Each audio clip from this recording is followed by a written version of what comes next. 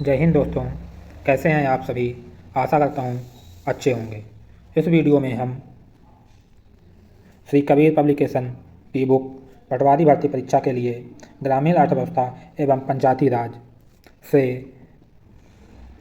पंचायती राज से संबंधित प्रमुख समितियाँ को फ्लो चार्ट की सहायता से समझेंगे। आइए देखते हैं पंचायती राज की प्रमुख समितियाँ, जिनमें से पहली समिति है बलवंत राय मेहता समिति। इसकी स्थापना 1957 में की गई थी। सामुदायिक विकास कार्यक्रम के कार्यान्वयन की समीक्षा के लिए इसकी स्थापना की गई थी।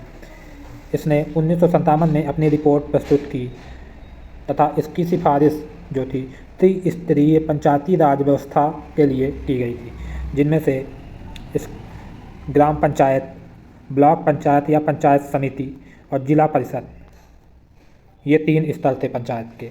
अब आते हैं नेक्स्ट समिति में। दूसरी समिति थी अशोक मेहता समिति। इसकी स्थापना 1977 में की गई थी। सन इनके बहुत इंपॉर्टेंट है, आप याद रखिएगा। तथा इन्होंने अपनी रिपोर्ट 1978 में सबमिट की। इन्होंने कुल 132 सिफारिशें दी। अशोक मेहता समिति ने द्विस्तरीय पंचायती राज व्यवस्था की सिफारिश की, जिसमें मंडल पंचायत और जिला पंचायत थे। तथा इन्होंने वित्त निगम के गठन की सिफारिश की। पंचायतों के कार्यकाल के लिए 4 वर्ष के लिए इन्होंने कहा पंचायतों में दलीय आधार पर चुनाव हों। ये सिफारिशें अशोक मेहता समिति की थी। अब आते हैं जी.वी. के राव समिति। इसकी स्थापना 1985 में की गई। यह योजना आयोग के द्वारा इसकी स्थापना की गई। ग्रामीण विकास एवं गरीबी निवारण कार्यक्रम के बारे में इन्होंने कहा। इसका उपनाम कार्य समिति था।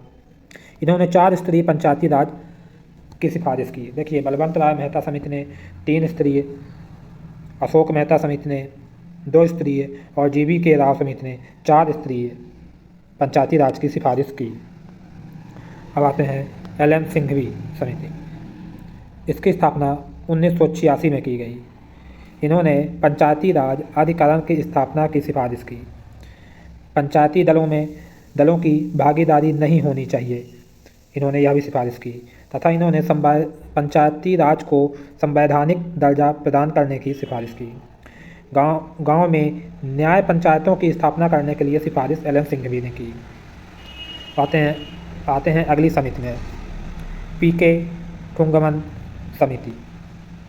इसकी स्थापना 1988 में की गई। इन्होंने त्रिस्तरीय पंचायती राज को संवैधानिक आधार प्रदान करने की बात कही। प्रत्येक राज्य में एक वित्त आयोग स्थापित की जाने की बात कही। इन्होंने नियोजन तथा समन्वय समिति बनाए जाने के लिए सिफारिश की। आते हैं अगली समिति गॉडगिल समिति। इसकी स्थापना भी 1988 में की गई। यह कांग्रेस द्वारा गठित एक नीति योजना एवं कार्यक्रम समिति थी। गॉडगिल समिति की अनुशंसाएं भविष्य में किए जाने वाले संविधान संशोधन का आधार बनी। अब देखते हैं कुछ रोचक तथ्य। बलवंत राय मेहता समिति की सिफारिशें।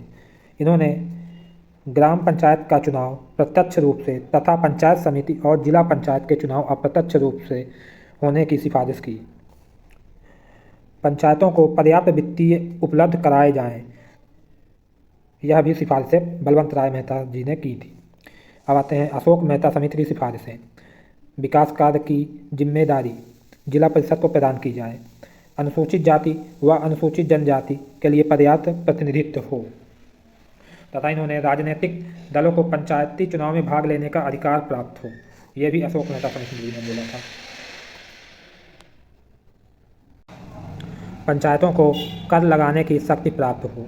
और 5वीं थी जिला स्तर की एजेंसियों से पंचायतों के लेखों की संघ परीक्षा होनी चाहिए। अब आते हैं अगली समिति जे.वी. के समिति की सिफारिशें।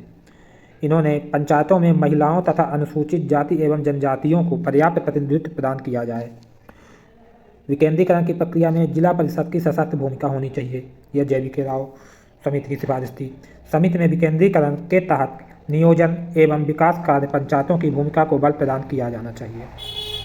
अब आते हैं लक्ष्मी सिंघवी समिति की सिफारिश में। न्याय पंचायत की स्थापना हो, पंचायती राज संस्थाओं को संवैधानिक दर्जा दिया जाए और ग्राम सभा को सशक्त किया जाए जिससे लोकतंत्र का वास्तविक तथा प्रत्यक्ष रूप बन सके। तो यदि आपको यह वीडियो पसंद आया हो तो लाइक, शेयर और सब्सक्राइब कीजिए। धन्यवाद।